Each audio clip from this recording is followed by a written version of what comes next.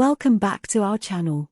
Today in this video we are going to learn about Midjourney and how to use it. Midjourney is AI that creates AI-generated images based on your imagination.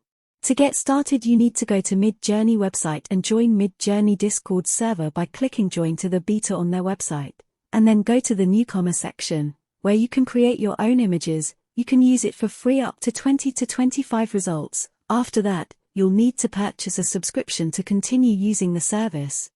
Midjourney is a great tool for anyone interested in creating unique and creative images, regardless of their prior knowledge or skills. All you have to do is provide some information about what you want in the form of text, and it will do the rest, turning your thoughts into reality. In this video, we'll show you how to use Midjourney and provide tips on how to write the perfect image prompt to get the best and closest results. You can also join to the Midjourney community and other servers that work with AI images, so you can learn and grow with them. So let's get started and learn how to use Midjourney to bring your imaginations to life. To get started with creating an image using Midjourney, the first thing we need to do is type \image to bring up the image prompt.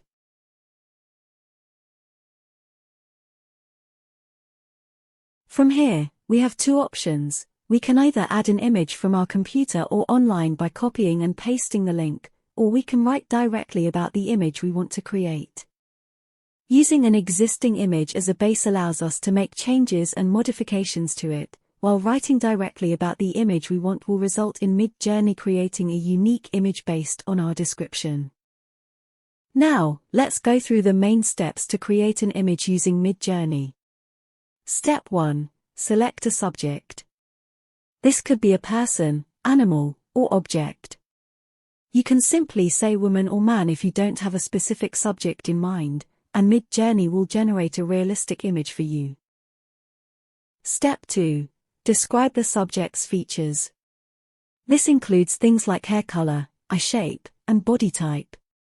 The more detailed you add in your description, the more accurate the resulting image will be. Step 3. Describe the scene and background. For example, this could be a room, a war scene, or a street. It will give background information and scene details. Whatever you will add to the text AI will try to generate closest results from it. Step 4. Add lighting to your scene. If you have some basic knowledge of photography, you'll know that different types of lighting can be used to create different lighting scenes, which can be used to create different lighting conditions. You can use commands like spotlight, or backlight, or other whatever you can find fit for your image. Step 5. Give your image a style. This is where you can have some fun and get creative. You can choose from a variety of styles, like Disney or anime, to give your image a unique look and style. Step 6. Choose the size of your image. Currently, Midjourney offers a few different size options, including 3:2 and 2:3. To specify the size of your image, use the command /AR your aspect ratio you want to give, like a 3:2. By following these steps and using the commands and options available in Midjourney, you can create professional quality images that are truly out of this world.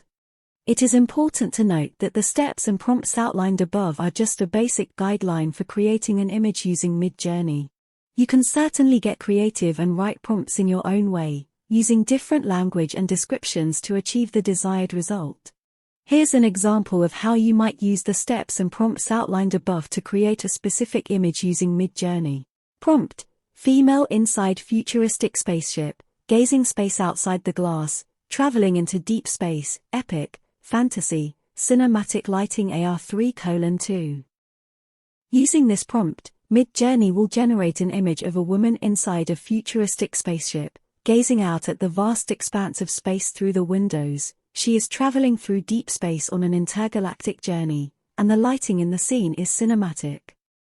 The overall style of the image is epic fantasy, and the aspect ratio is 3:2. This is the result from this prompt. I hope this example helps to illustrate how you can use the steps and prompts outlined above to create a specific image using Midjourney. Don't be afraid to get creative and experiment with different language and descriptions to achieve the desired result. After you've written your image prompt and generated an image using Midjourney, you may want to make some edits or adjustments to the image. Here are a few options for editing your image inside Midjourney.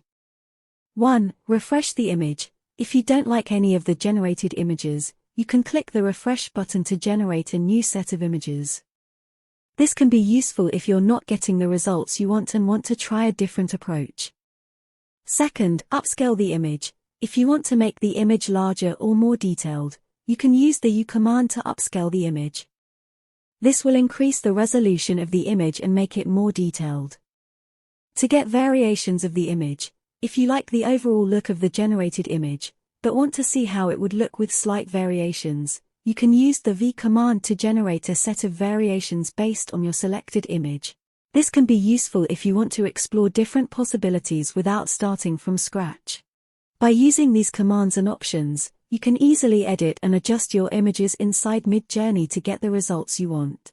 Remember to have fun and experiment with different approaches to see what works best for you. I hope you found this small tutorial on how to use Midjourney helpful and that you're able to create some amazing images using the platform.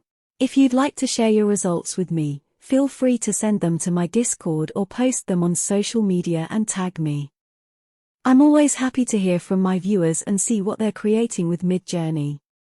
If you enjoyed this tutorial and want to see more, be sure to like, subscribe, and share with your friends and family. Thanks for watching, and I'll see you in the next tutorial.